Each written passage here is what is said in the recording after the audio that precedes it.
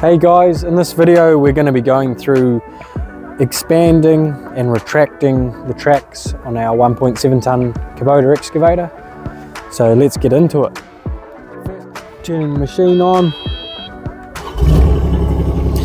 You want to make sure you're on level ground when you're doing this.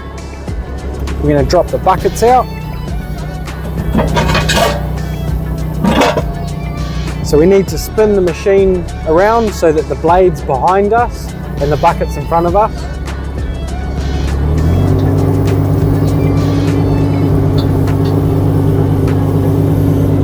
Like so. And then we're actually lifting the machine. So pushing the blade down and the bucket down.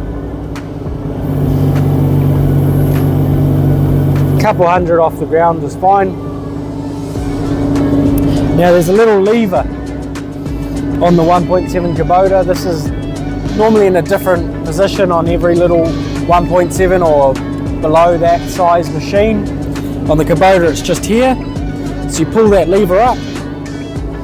That now enables the blade, what would normally be the blade lever, now is controlling the retraction of the tracks. So you can see that.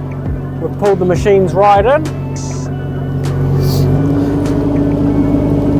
And we can put that lever back down so we're controlling the blade, so we can put ourselves back on the ground. So just lower ourselves down. And we can see the tracks are in. Now there's one more step. You can see the blade is still sitting at our wide width.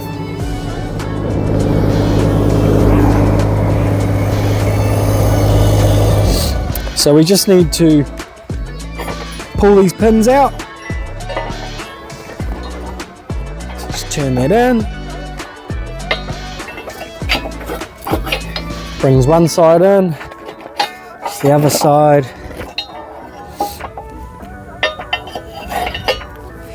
And there we go, we're down to a 990 on this machine.